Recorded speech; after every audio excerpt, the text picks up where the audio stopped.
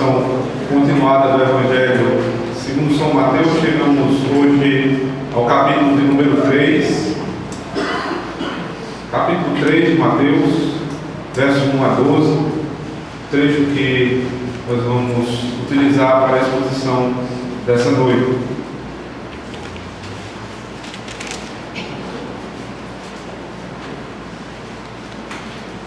A palavra de Deus, segundo registrado por Mateus, diz o seguinte: naqueles dias apareceu João Batista pregando no deserto da Judéia e dizia: arrependei-vos, porque está próximo o reino dos céus. Porque este é o referido por intermédio do profeta Isaías: vós do que clama no deserto, preparai o caminho do Senhor, endireitai as suas veredas. Usava João veste de pelo de camelo e um cinto de couro. A sua alimentação era gafanhotos e mel silvestre. Então saíam a ter com ele em Jerusalém, toda a Judéia e toda a circunvizinhança do Jordão, e eram por ele batizados no rio Jordão, confessando os seus pecados. Vendo ele, porém, que muitos fariseus e saduceus vinham ao batismo, disse-lhes: raça de víboras, quem vos induziu a fugir da ira vindoura? Produzi, pois, frutos dignos de arrependimento, e não comeceis a dizer entre vós mesmos: temos por pai Abraão. Porque eu vos afirmo que destas pedras Deus pode suscitar filhos a Abraão. Já está posto o machado à raiz das árvores. Toda árvore, pois, que não produz bom fruto é cortada e lançada ao fogo. Eu vos batizo com água para arrependimento, mas aquele que vem depois de mim é mais poderoso do que eu, cujas sandálias não sou digno de levar. Ele vos batizará com o Espírito Santo e com fogo. A sua pá ele a tem na mão, e limpará completamente a sua eira, recolherá o seu trigo no celeiro, mas queimará a palha em fogo inextinguível. Vamos orar, irmãos? Senhor, nós queremos suplicar aqui a tua misericórdia no momento em que vamos ouvir a tua voz sendo explicada e aplicada às nossas vidas. Tira de nós, Senhor Deus, qualquer perturbação. Ajuda-nos, Senhor Deus, a ouvirmos a tua voz. Usa-me, Senhor Deus, para a tua glória, em detrimento de todas as minhas limitações, Senhor Deus. Fala ao teu povo com intrepidez. Abre os nossos olhos, Senhor Deus, para que nessa noite nós possamos enxergar a maravilha da tua lei nesse texto. Amém. Nosso, como é difícil, como é complicado você ser pioneiro, você abrir caminhos. Aqueles que abriram caminhos em determinado ramo do negócio, eles têm muitas dificuldades nos primeiros passos. Não é fácil ser um pioneiro. Não é fácil passar por terras jamais andadas. Sofrer dificuldades que ninguém nunca havia passado, porque você é o primeiro. Porque você é o primeiro que está tentando fazer determinada coisa. Muitos são ridicularizados. Temos a história, por exemplo, do grande mestre da informática, Bill Gates, que foi ridicularizado quando falou na possibilidade de termos um computador pessoal em casa. Isso era motivo de loucura. Enfrentou muita dificuldade com isso. Tenho certeza que em algum momento da sua vida você já enfrentou uma dificuldade semelhante a essa, por ser pioneiro, por tentar fazer algo diferente. Mas sem sombra de dúvidas, nenhum de nós passou por dificuldade comparável à de João Batista. João Batista abriu um caminho para o Senhor. João Batista era a voz que clamava no deserto, abrindo os caminhos para que Jesus viesse. Ele era a voz, e o seu ministério fez despertar um povo do sono espiritual.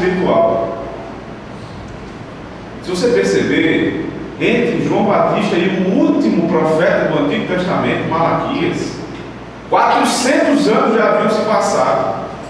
O povo de Deus clamava por um profeta. O povo de Deus queria ouvir a revelação do Senhor, dizendo que o Messias chegou. E 400 anos após Malaquias, Deus levanta João Batista.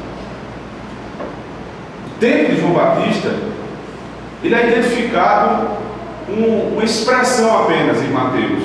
Você deve estar com o seu texto aberto.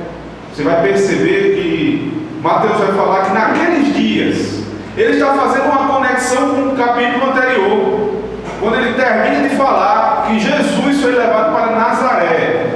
E entenda, irmãos, quando João diz naqueles dias, aliás, quando Mateus fala isso, ele não está dizendo que exatamente nos mesmos dias, mas há um espaço de tempo entre a chegada de Jesus em Nazaré e o aparecimento de João Batista como pregador do Senhor.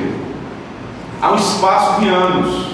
Jesus em Nazaré, ele cresceu, ele se tornou carpinteiro. E os evangelhos não traçam esse caminho de aproximadamente 30 anos, ele não se detém a essas informações. Nenhum dos 4 evangelhos. Ele passa logo para a chegada de João, porque é a chegada de João que abre caminho para o ministério de Cristo. João era considerado um arauto de Deus, um arauto do rei. O texto de Mateus é considerado o evangelho do rei. Acompanhe comigo, capítulo 1 de Mateus, verso 1. Ele diz: livro da genealogia de Jesus Cristo, filho de Davi. O filho de Davi, ou seja, ele assumiu o trono deixado pelo rei Davi. Cristo é rei. Você, mais uma vez, olha para a sua Bíblia, aí no capítulo de número 1, e no verso 20, é dito o seguinte: enquanto ponderava nestas coisas, eis que lhe apareceu em sonho um anjo do Senhor, dizendo: José, filho de Davi, não temas receber Maria, tua mulher, porque o que nela foi gerado é do Espírito Santo. Ele é filho de Davi, ele é rei, e ele também é filho de Deus. Este é o evangelho do rei Jesus Cristo. Capítulo 2 ainda fala dos primeiros passos da vida do Senhor, mas é no capítulo 3 que há abertura para o ministério de Cristo. E se Cristo é rei, ele necessitava de um arauto. A figura do arauto, muito conhecida da época, era a figura de alguém que ia adiante do rei. Era como que um porta-voz do rei. Ele se colocava nas praças e falava para a multidão a mensagem do rei. João Batista é o arauto do rei Jesus Cristo. O rei precisava de um arauto, de um porta-voz. E esse porta-voz era João Batista. Interessante nós percebemos, irmãos, alguns detalhes do ministério de João Batista, principalmente o período testamentário desse homem. João Batista, irmãos, ele é colocado, é posicionado em uma época de transição entre a antiga e a nova aliança. Portanto, há elementos muito fortes em João Batista ainda da antiga aliança. Ele é considerado um obreiro da antiga aliança. Se você abrir comigo agora em Lucas, capítulo 16, verso número 16, isso vai ficar bem claro. Lucas 16, versículo de mesmo número, diz o seguinte: a lei e os profetas vigoraram até João. Desde esse tempo vem sendo anunciado o evangelho do reino de Deus. Todo homem se esforça por entrar nele. Lei e profetas, sinônimo de Antigo Testamento. Lucas está dizendo o seguinte, irmãos: o Antigo Testamento, a antiga aliança, vigoraram até João. João faz essa dobradiça entre Antigo e Novo Testamento. que vai anunciar a chegada do Messias. Ele é o arauto do rei. Outro detalhe que deve ser identificado em João é que o batismo de João não é batismo neotestamentário. Isso deve ficar muito claro na sua mente, para que não haja confusão daqui em diante. Não se pode defender o batismo da nossa época segundo o batismo de João. O batismo de João era batismo para arrependimento. Qual a prova disso? Primeiro, João não batizava em nome da Trindade, em nome do Pai, do Filho e do Espírito Santo.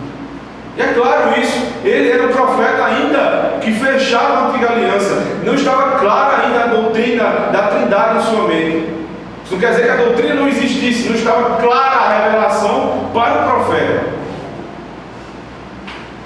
Em segundo lugar, o batismo que era ministrado por João, mais à frente foi refeito pelos apóstolos. Na verdade, o batismo do Novo Testamento foi entregue, foi ministrado àqueles que haviam recebido o batismo de João. Prova disso, abra comigo em Atos capítulo 19, versos de 1 a 5.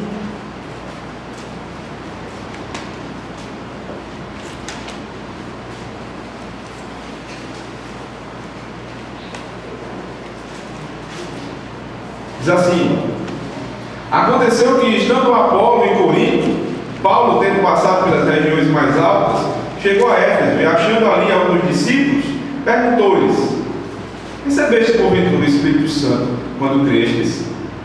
Ao que lhe responderam: pelo contrário, nem mesmo ouvimos que existe o Espírito Santo. Disse-lhes Paulo, verso 3: então Paulo perguntou: e que, pois, fostes batizados? Responderam: no batismo de João. Disse-lhes Paulo: João realizou o batismo de arrependimento, dizendo ao povo que cresce naquele que vinha depois dele, a saber, em Jesus. Eles, tendo ouvido isto, foram batizados em nome do Senhor Jesus. Entenda que o nome do Senhor Jesus é no caráter dele, mas é em nome do Pai, do Filho e do Espírito Santo, como Jesus ensinou nos Evangelhos. Então, irmãos, não pode haver essa confusão na sua mente. O batismo de João não serve como batismo neotestamentário. Aqueles que acusam os presbiterianos de batizarem crianças e se remetem ao texto de João, eles não conhecem a intenção do batismo de João. O batismo de João é o batismo do Antigo Testamento para arrependimento. Era algo comum entre os judeus, não era nada de novidade. Todas as vezes que um prosélito, ou seja, alguém de outra nação queria adentrar a nação de Israel, ele precisava passar por esse batismo que era purificação na água. Era conhecido pelos judeus. Alguns elementos são trazidos com novidade por João, mas até aí é muito claro isso. Portanto, o batismo de João é batismo do Velho Testamento. O batismo do Novo Testamento é em nome do Pai, do Filho e do Espírito Santo. E é para quem já se arrependeu, para quem já tem a marca da aliança. A marca da aliança no Antigo Testamento era a circuncisão. No Novo, nós temos o batismo das crianças, inclusive, assim como era ministrado aos judeus ao 8º dia. Agora, em relação à prefiguração de João, João, ele remetia a quem? Ele era um cumprimento de alguma promessa, de alguma profecia do Antigo Testamento. Abra comigo agora no livro anterior a Mateus, Malaquias, último capítulo de Malaquias, os últimos versículos, inclusive, capítulo 4, verso número 4 a 6. Malaquias está respondendo, irmãos, a um questionamento do povo de Israel quanto ao serviço do Senhor. Ele diz: não vale a pena servir a ti, Senhor, porque nós continuamos tendo muitos problemas. E Deus diz: vale a pena me servir, porque um dia eu farei separação entre justos e ímpios. Capítulo 4, verso 17 e 18. E aí ele vai fazer uma promessa a partir do verso capítulo 3, verso 17 e 18. A partir do capítulo 4, ele vai trazer uma promessa. E essa promessa é que nos remete a João Batista. verso 4 do capítulo 4. Lembrai-vos da lei de Moisés, meu servo, o qual lhe prescrevi em Horebe para todo Israel, a saber, estatutos e juízos. Eis que eu vos enviarei o profeta Elias, antes que venha o grande e terrível dia do Senhor. Ele converterá o coração dos pais aos filhos, e o coração dos filhos a seus pais, para que não venha e fira a terra com maldição. A intenção dessa palavra, converterá o coração, é justamente a pregação de João Batista: arrependei-vos. João Batista é aquele profeta prometido por Malaquias. Ele não é Elias, ele remete ao ministério de Elias.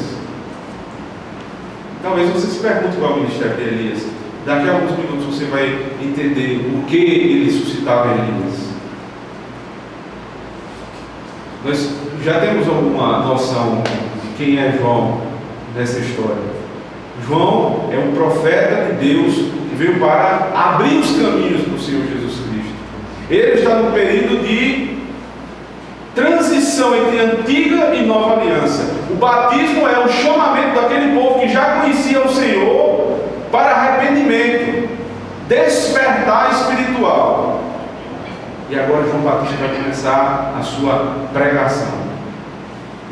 Diante de um pregador como esse, irmãos, nós somos convocados a pensarmos no seguinte tema: quais são as características básicas da pregação fiel do Evangelho?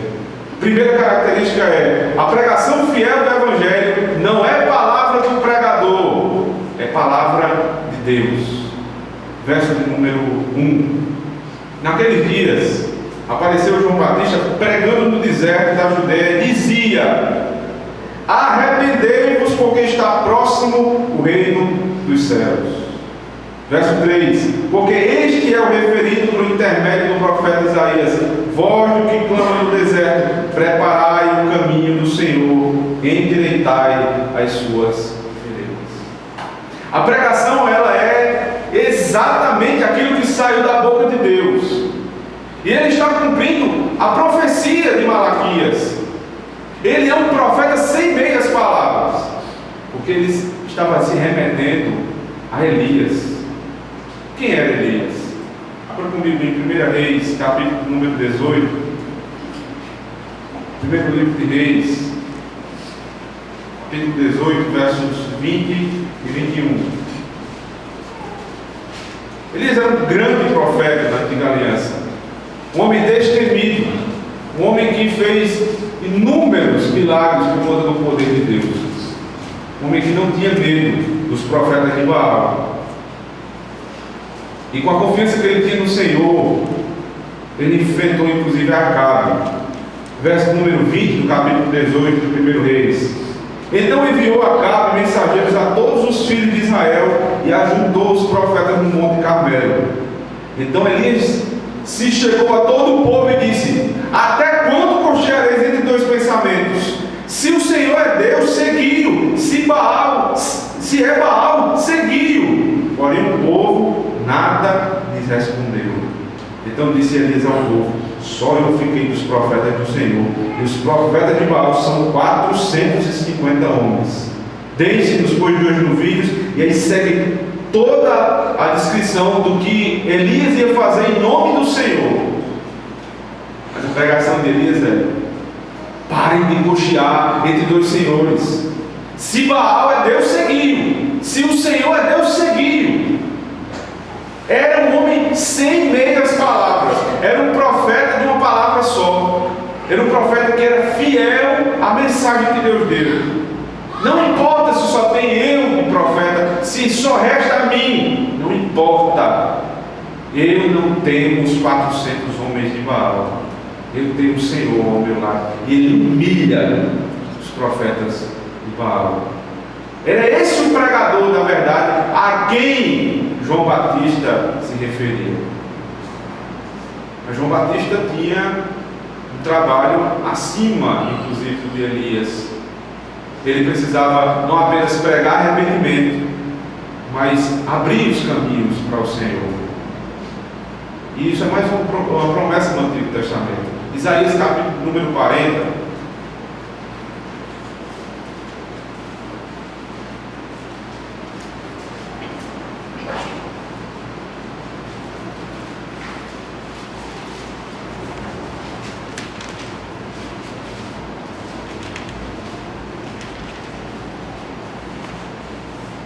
Verso 1: Consolai o meu povo, diz o vosso Deus.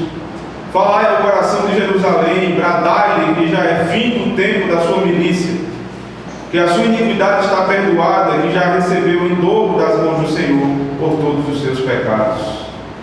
Vós, do que clama no deserto, preparai o caminho do Senhor, endireitai no ermo vereda a nosso Deus. Todo vale será aterrado e nivelado, todos os montes e outeiros, o que é tortuoso será edificado, e os lugares escabrosos aplanados. A glória do Senhor se manifestará, toda a carne haverá, pois a boca do Senhor diz. Era essa a mensagem que João Batista precisava proclamar. Vai à frente do rei, seja o arauto do rei, e aplane os caminhos para que o rei passe. Era exatamente isso que ocorria quando o rei ia se deslocar a determinada localidade. Os caminhos eram aplanados, eram colocadas pedras para que o rei passasse. Os caminhos tortuosos eram endireitados para que o rei passasse.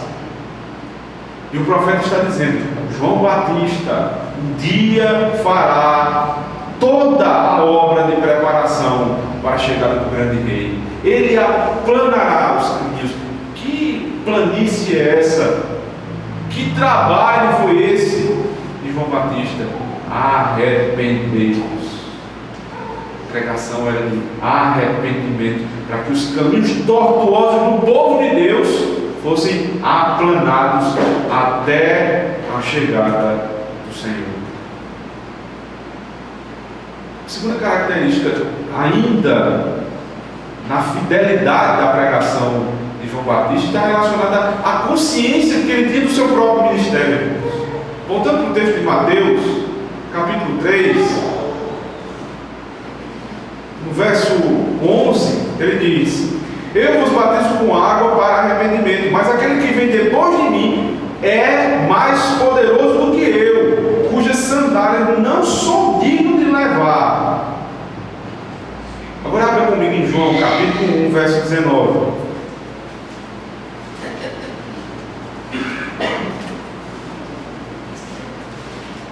João traz algumas outras informações desse mesmo período, verso 19, do capítulo 1. Este foi o testemunho de João quando os judeus lhe enviaram de Jerusalém sacerdotes e levitas para lhe perguntarem: Quem és tu? Ele confessou e não negou. Confessou: Eu não sou o Cristo. Então lhe perguntaram: Quem és, pois? És tu Elias? Ele disse: Não sou. És tu o profeta? Respondeu: Não. Disseram-lhe, pois: Declara-nos quem és, para que demos resposta àqueles que nos enviaram. Que dizes a respeito de ti? Então ele respondeu: Eu sou a voz do que clama no deserto, endireitai o caminho do Senhor, como disse o profeta Isaías. Ele entendia qual era a responsabilidade posta em seus ombros. Eu nem sou Cristo, eu nem sou o profeta. Ele era um profeta, mas ele não era o profeta. Eu não sou Elias. O meu ministério se remete a Elias, mas eu não sou Elias. Quem você é? Eu sou aquilo que Deus disse que eu sou. Voz do que clama no deserto. Eu nem sou mais, eu nem sou menos. Nossa, que lição! Que lição para os pregadores da nossa época. Entendermos que nós nem somos melhor do que ninguém, pior do que ninguém. De fato, irmãos, não existe chamado mais glorioso, mais honroso do que ser ministro da palavra de Deus. Me alegra com isso. Mas é necessário que o ministro, que o pregador da palavra de Deus entenda qual é a sua posição. Ele é mais um servo com função diferenciada. você, pastor das ovelhas de Deus, não suas. Mas o que nós temos visto na nossa época são homens que parecem mais ditadores, que se apoderam do rebanho que não é deles. Diga-se de passagem, não é do homem, o rebanho é de Deus, confiado temporalmente a um pastor. E eles fazem desse rebanho massa de manobra. Ele tende para um lado, ele pende para o outro. O profeta de Deus, ele entende qual é a sua posição: pregar a palavra de Deus. Por outro lado, irmãos, esse também é um ensinamento para você. Porque mesmo não tendo chamado para pregação pública, você tem chamado para falar do Senhor Jesus Cristo. Você precisa entender qual é a sua posição no reino de Deus como proclamador dessa mensagem. Entender que você também faz parte dessa responsabilidade. Em outro aspecto, você precisa entender, por exemplo, na sua vida profissional, quem você é como profissional. E fazer autoanálise. Eu preciso entender quem eu sou. Eu preciso ter uma interpretação da minha vida conforme a realidade, conforme o que diz a Escritura. O que Deus me fez ser no meu trabalho. Eu preciso ser exatamente aquilo que Ele me vocacionou. Nem mais, nem menos. Existem pessoas que se hipervalorizam, que têm prazer de fazer autopromoção, de falar mais do que são. Mas existem outras que fazem justamente o inverso, que parecem que têm prazer de se menosprezar, de se inferiorizar. E a palavra do profeta é que você entenda quem você é, exatamente quem você é. Esse choque de realidade só é possível se você conhece o Senhor. Porque eu só me conheço quando eu conheço a Deus.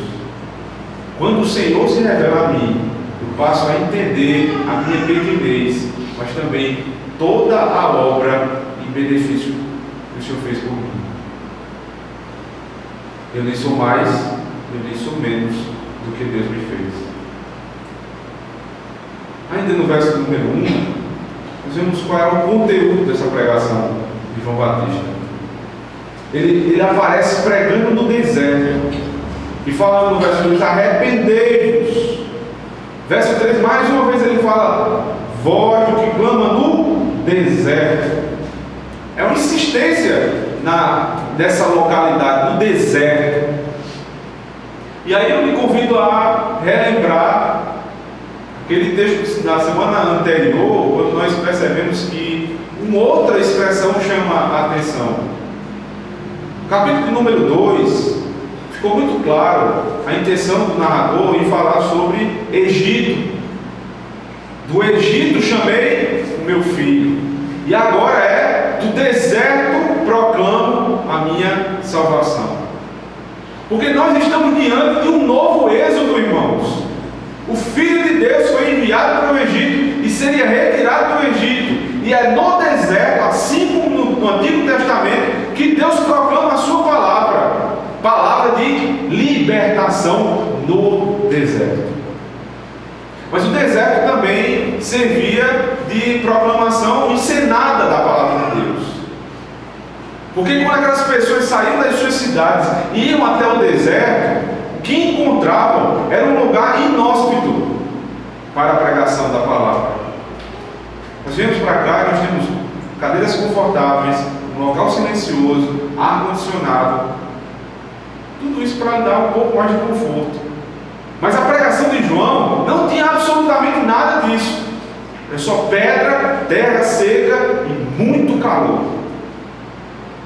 Ele disse no deserto, pregando no deserto, levou para o deserto. Esse deserto quer trazer uma mensagem para o leitor. E a mensagem é: essa é a situação espiritual do meu povo. Vocês estão como no deserto, vocês são secos espiritualmente. Vocês são perigosos como víboras. pregação encenada do profeta. Deus leva o profeta para o deserto e faz ele viver como um homem do deserto, comendo mel silvestre, se alimentando das coisas próprias de quem vivia no deserto, porque era do deserto espiritual que o povo de Israel vivia. As vestes de João traziam isso. Era um homem muito simples, muito rude. E aí você pensa comigo mais uma vez, esse era o arauto do rei, um homem que se vestia mal, um homem que comia mal, um homem que vivia no deserto, teria condições de falar sobre um rei, porque o rei é o Nazareno. Versículo de número 23 do capítulo 2. Ele será chamado Nazareno. Não há beleza, não há formosura exterior, não há glória, não há pompa do rei. Por isso, o arauto do rei também não tem glória exterior, também não tem pompa exterior, mas tem uma mensagem de vida. Mais uma lição que nós temos no texto disso. Como é bom, como regozija o coração do crente ouvir uma mensagem simples do Evangelho. Alguém que abre a boca e fala o que está na Escritura, com simplicidade, dizendo a você a verdade, sem distorções, sem manipulações. João não tinha nenhum tipo de manipulação. Ele olhava para o povo e dizia: arrependei-vos. Era simples, era direta a mensagem. Não tem rodeios, irmãos. Não é um homem prolixo. Na verdade, a nossa época ela tende mais ao outro extremo, né? São mensagens muito supérfluas. É uma mensagem que lê o texto e imediatamente parte para a aplicação. Você não entende absolutamente nada do contexto, parte para a aplicação. E às vezes aplicações que não tem nada a ver com o texto. Mas é possível que você ouça também o outro extremo. Homens que são tão bem preparados que acabam sendo prolixos. Pastores que falam tanto, explicam tanto o texto e terminam o texto que você não tem absolutamente nada para si. Você tem que fazer suas próprias aplicações. A pregação de João era: arrependei-vos. Em seguida ele dava uma aplicação direta. Vocês precisam parar de fazer isso, imediatamente façam isso. Uma grande mentira que é proclamada aos quatro ventos da nossa época é que se nós tivermos esse tipo de mensagem simples, direta, aplicativa, fiel, nós não teremos crescimento da igreja. É uma mentira isso. Veja no versículo 5 o que é que acontecia quando João pregava. Então saíram a ter com ele Jerusalém, toda a Judéia e toda a circunvizinhança do Jordão. Vinha gente de todo canto para ouvir João falando. Qual era a mensagem de João? Deus vai te abençoar, Deus vai te dar, Deus vai restituir. Vão olhar para aquele cara do povo e dizer: arrependam-se. Arrependam-se dos seus pecados. E o povo vinha e se arrependia diante do Senhor e recebia o batismo. Não é necessário negociar a fé para que a igreja do Senhor cresça, para que venham mais pessoas ouvir a palavra do Senhor. Basta pregar o Evangelho com fidelidade e esperar, porque o resultado não depende nem do pregador, nem da igreja. O resultado vem de Deus. Isso também não quer dizer, irmãos, que sempre que vierem muitas pessoas para ouvir, todas vão ficar. Essa é uma falsa expectativa que a Escritura não nos dá, irmãos, de maneira nenhuma. Vinham muitos, certamente nem todos ficaram, nem todos se arrependiam. Vinham e se arrependiam aqueles que o Senhor pediu, somente esses. Qual a característica básica da pregação fiel do Evangelho? Não é palavra do pregador, É palavra de Deus. A segunda característica é: a pregação fiel anuncia necessidade de arrependimento.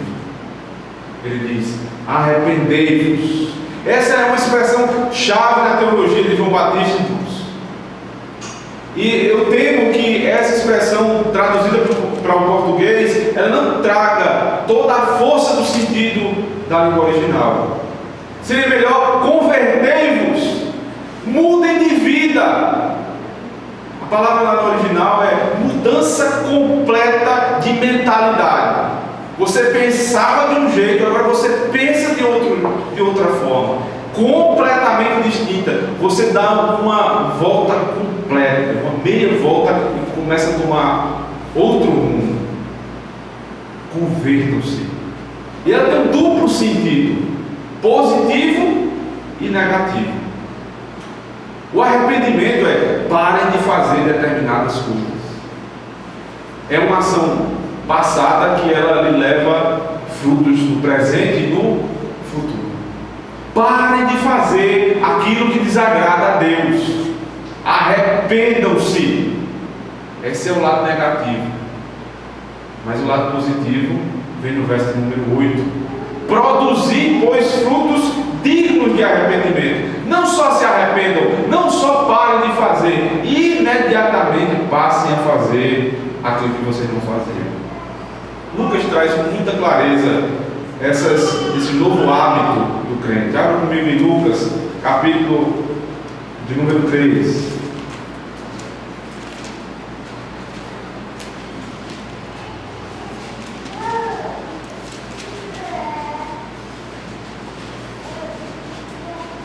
Verso número 10.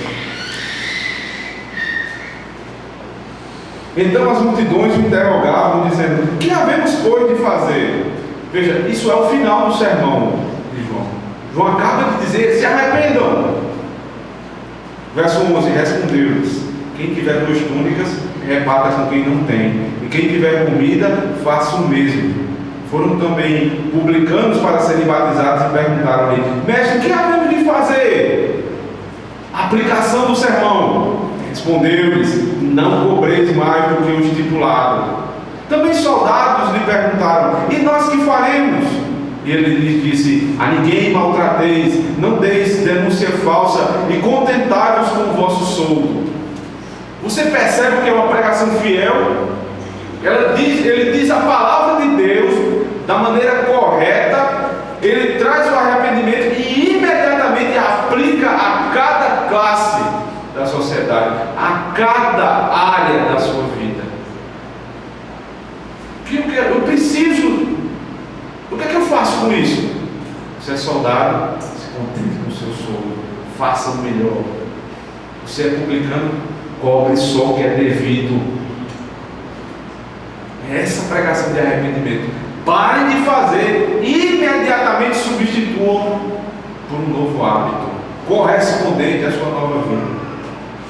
Paulo faz isso com maestria quando escreve aos Efésios, capítulo número 4. A partir do verso 25 ele diz: irai-vos, não pequeis, não se ponha o sol sobre a sua ira.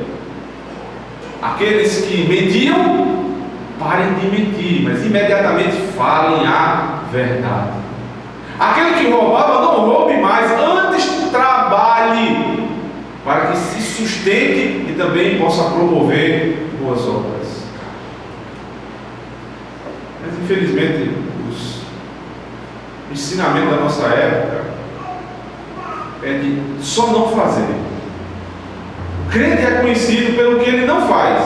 Quem é o crente? Não dança, não bebe, não fuma, não faz nada. Faz nada, alienado, tudo.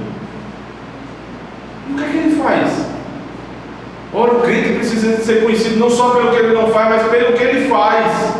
Ele é mais cordato, ele é mais paciente, ele sempre tem uma palavra para lhe aconselhar, ele traz algo diferente, não só pelo que não faz, mas principalmente por aquilo que ele faz. Chegavam os fariseus, chegavam os saduceus e diziam: nós queremos também o batismo. E ele disse: não, produzam primeiro frutos dignos de arrependimento, mostrem que vocês mudaram. só pelo que você não fazia, mas também pelo que você necessitava fazer. Não adianta só não fazer. João olha no capítulo 3 de Mateus, verso número 7, diz: raça de víboras, quem vos induziu a fugir da ira vindoura?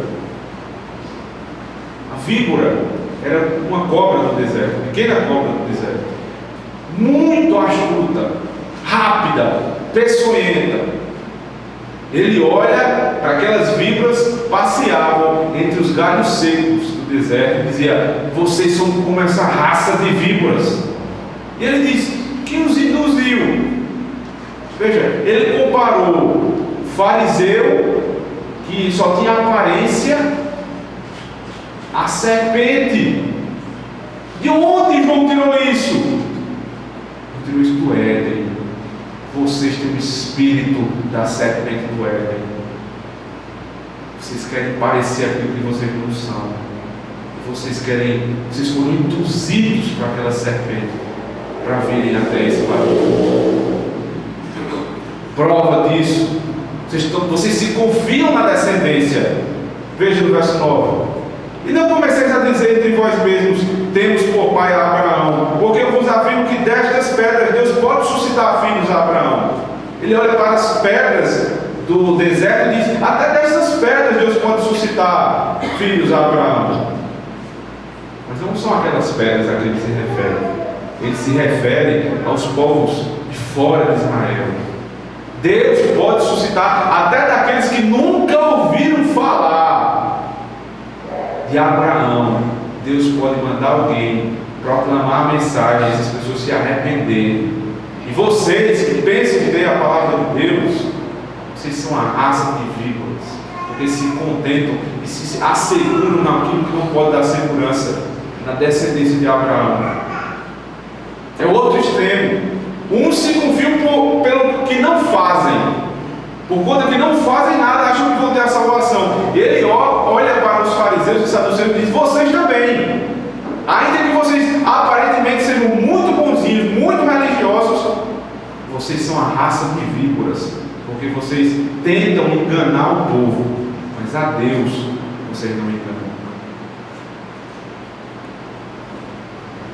João não tinha polidez nenhuma, né? Na nossa época, em muitas igrejas ainda hoje, isso é fato. Quando alguém tem um poder aquisitivo um pouco maior, quando o dízimo que aquela pessoa traz à igreja é considerável, é duvidável ouvir um pastor dizer raça de víboras. Ele provavelmente, ainda que seja uma raça de víboras, ele vai ser tratado como filho do rei, como irmão de Cristo. E talvez aquele que realmente é filho do rei é tratado como raça de víboras. O verdadeiro pregador não está interessado em quanto você vai entregar, até porque o dinheiro não é dele. Se ele tiver que dizer a verdade, ele vai dizer a verdade sem meias palavras. Me lembra Paulo em Filipenses capítulo 3, ele diz: irmãos, acautelai-vos dos cães, acautelai-vos da falsa circuncisão, acautelai-vos dos falsos obreiros. Sabe com quem ele estava falando? Com fariseus. Homens da maior honra da época. Paulo também não tinha meias palavras ao pregar o Evangelho. Disse: não, nada me importa, eu trato tudo como refúgio. Eu também, se alguém poderia se confiar na carne, eu principalmente, mas eu trato todas essas coisas como refúgio, para que a glória seja de Deus. Vocês precisam fazer a mesma coisa. Por isso, se alguém trouxer um outro evangelho, digam: cães, raça de víboras, não dê ouvidos a quem prega um evangelho distorcido. A pregação fiel é a palavra de Deus. Ela não é palavra do pregador, mas é palavra de Deus, e ela traz uma mensagem de arrependimento. Em segundo lugar. Em terceiro lugar, a A pregação fiel apresenta juízo e esperança. Verso número 10. Já está posto o machado à raiz das árvores. Toda árvore, pois, que não produz bom fruto é cortada e lançada ao fogo. Talvez você não entenda exatamente a imagem que vamos estar tentando lhe passar. Há uma expressão aqui no português, se ela for mudada, transformada no sentido literal do mesmo, você vai entender melhor. Seria o seguinte: já está posto o machado diante da raiz das árvores. E aí, imagine isso na sua mente. Tem uma árvore que não está produzindo bons frutos, secou, e há um machado diante dessa árvore, machado afiado. E a imagem que vem um lenhador para cortar aquela árvore que não dá fruto. Está dizendo isso àqueles que não se arrependeram. Não pense que porque você não se arrepende, sua vida vai ser sempre boa, que você vai ter algo de bom depois que morrer. Espere um pouco. O lenhador já está com o machado diante da raiz, porque ele vai cortar o mal pela raiz. E aí vem a segunda imagem, verso número 11. Eu vos batizo com água para arrependimento, mas aquele que vem depois de mim é mais poderoso que eu, cujas sandálias não sou digno de levar. Ele vos batizará com o Espírito Santo e com fogo. Esse é o segundo elemento de purificação. Primeiro, a água. João está dizendo o seguinte: a água é ministrada por mim, assim como a água ainda é ministrada pelos pregadores da palavra de Deus hoje. Mas a água, ela só consegue purificar o exterior. Aquele em que eu anuncio, o rei, quando ele vier, ele vos batizará com o Espírito Santo e com fogo. Certamente aqui há a maior controvérsia da pregação de João. Porque os crentes entendem que aqui há uma promessa de bênção. Nós receberemos batismo com água e com fogo. É interessante que houve um episódio em que o fogo, línguas como de fogo, desceram sobre o povo, em Atos capítulo número 2. Mas há uma outra perspectiva desse texto, de juízo.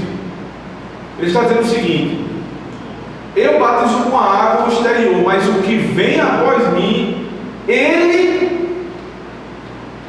sonda o coração e vai batizar com o Espírito, com fogo.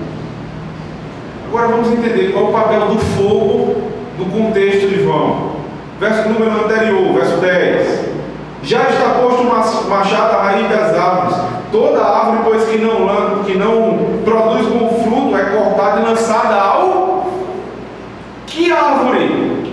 Os fariseus que não estão dando frutos. Portanto, o fogo, na teologia de João, é juízo.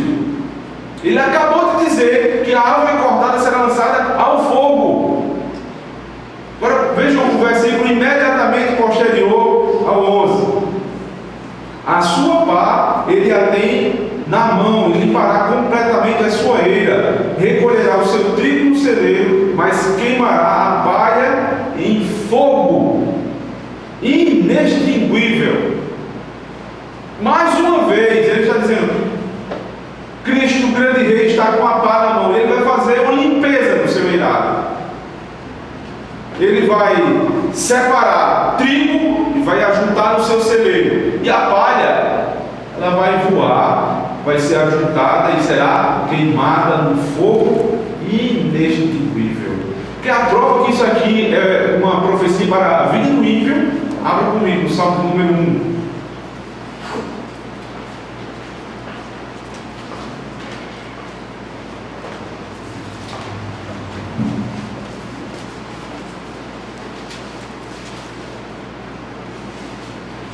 Verso número 4. O 3 para que você veja a diferença para o crente. O homem que medita na lei de Deus ele é como árvore plantada junto à corrente de águas, que no devido tempo dá o seu fruto, e cuja folhagem não murcha, e tudo quanto ele faz será bem sucedido. É exatamente a pregação de João. Se você é uma árvore que dá fruto, Deus não vai cortar. O lenhador, ele está preparado para cortar a árvore que não dá fruto. Agora, a árvore que não dá fruto, o futuro é esse aqui. Verso 4. Os ímpios não são assim, não dão frutos. São, porém, como a palha, exatamente o que disse João, que o vento dispersa. Por isso os perversos não prevalecerão no juízo, nem os pecadores na congregação dos justos, pois o Senhor conhece o caminho dos justos, mas o caminho dos ímpios perecerá. Como? Ele ajuntará a palha que voou, tocará fogo, e o fogo será inextinguível. Essa é a pregação verdadeira, fiel. Para o crente que está dando bom fruto, tudo que você fizer será próspero. Deus lhe abençoará. Para o ímpio não dá bom fruto, o machado já está posto diante da raiz. Ele vai lhe cortar. A promessa de Deus é que ele vai acabar com você. Ele vai entregar você a Satanás para ser lançado no lago de fogo e inferno. No inferno para ser consumido a eternidade, longe de Deus. É esperança e é juízo. Essa é a pregação verdadeira. Às vezes a gente fica se esperando uma graça em tudo isso, né? É muito juízo, parece que tem pouca graça. Mas o próprio nome de João nos traz a mensagem de graça, porque João é Jeová, é gracioso. Ou seja, Deus é gracioso. Como é que Deus é gracioso? Ele está dizendo que vai lançar os ímpios no inferno. Ele é gracioso justamente por isso, porque ele, antes de tudo, ele avisa que vai fazer os ímpios. Ele proclama o evangelho de boa fé. Venham, se arrependam. Mas se vocês não se arrependerem, vocês vão queimar em fogo inextinguível. É gracioso o evangelho. Ele é mais gracioso porque a pregação desse arauto, a pregação de João Batista, anunciava aquele que viria, e aquele que viria proclama as boas novas do evangelho. Venham, troque um fardo pesado por um fardo leve. Eu cumpro a lei no lugar do meu povo. Arrependam-se, venham. Mas se vocês não vierem, aqueles que não vierem devem se preparar para o que o próprio Cristo vai fazer. Ele confirma as palavras de João em Mateus capítulo número 25.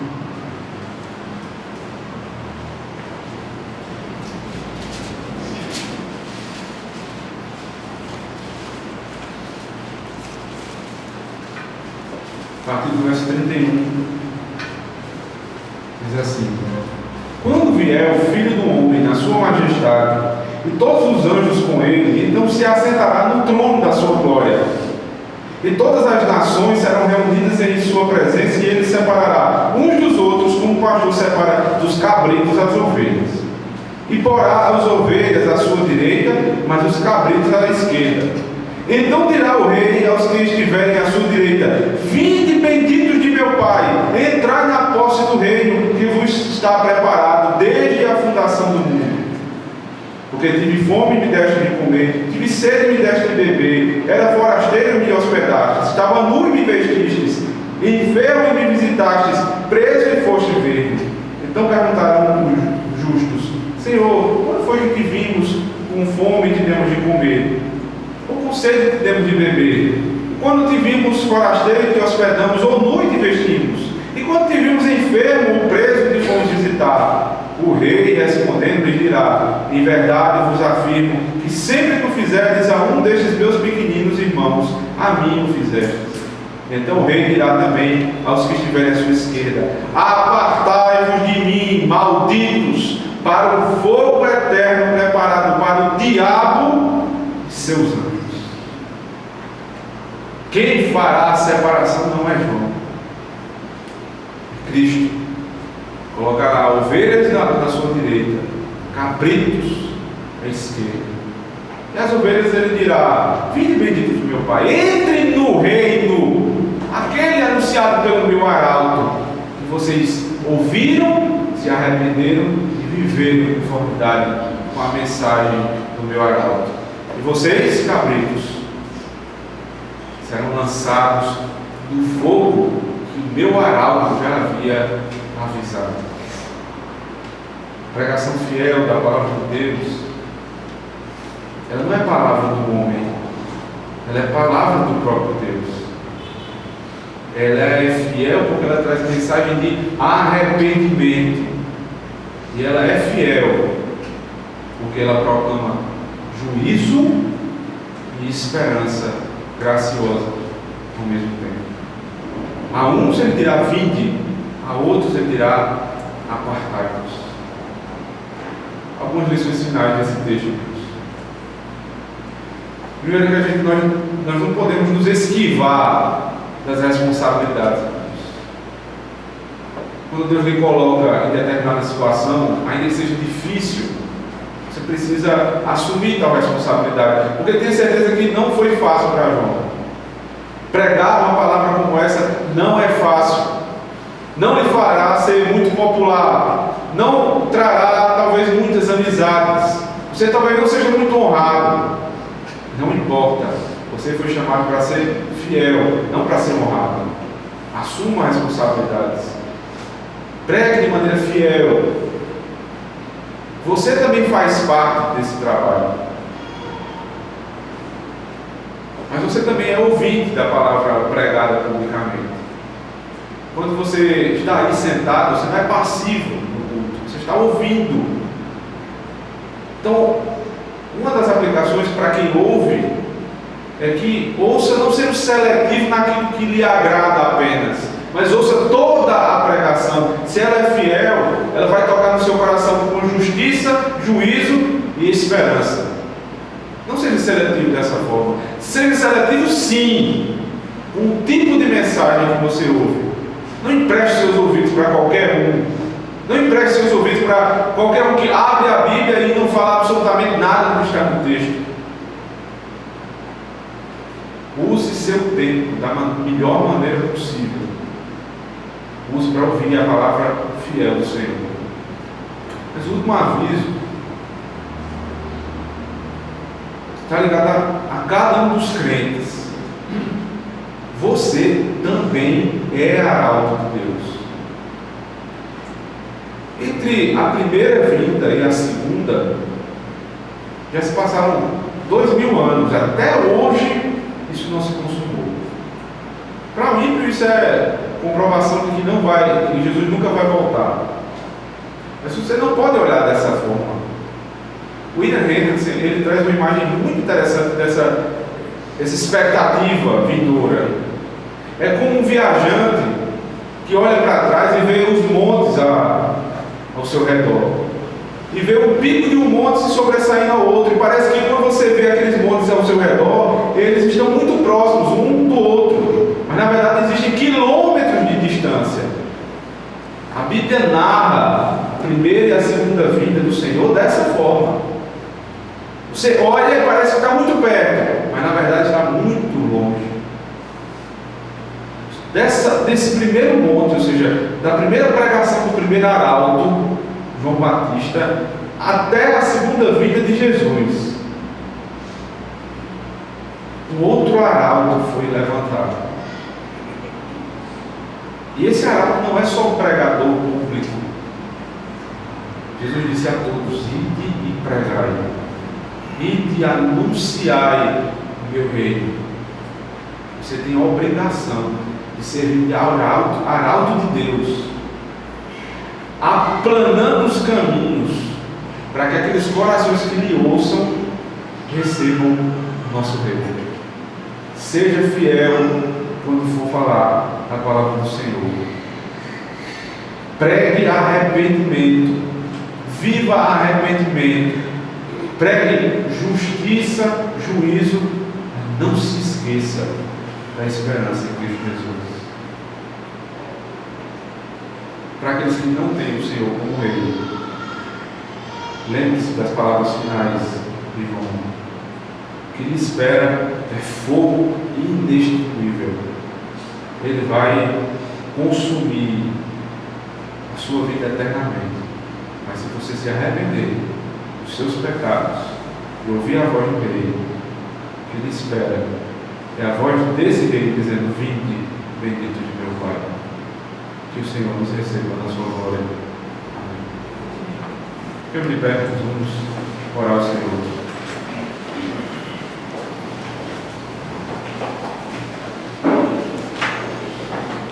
Senhor, nós te damos graças pela tua palavra, Senhor. Obrigado pela riqueza, pelo esplendor do teu Evangelho. Nos faz sair daqui, Senhor, constrangidos com a nossa própria vida. Nós estamos longe do verdadeiro arrependimento. Não é só comoção, é emoção, mas é mudança completa de vida, de maneira positiva e negativa, não só pelo que nós não fazemos, mas por aquilo que passamos a fazer. Nos ensina a proclamar aquilo que nós vivemos e a viver aquilo que nós proclamamos. Em Cristo Jesus, abençoa o teu povo durante essa semana, a fim de que sejamos fiéis, não só no falar, mas no viver. Amém. Você vê a bênção.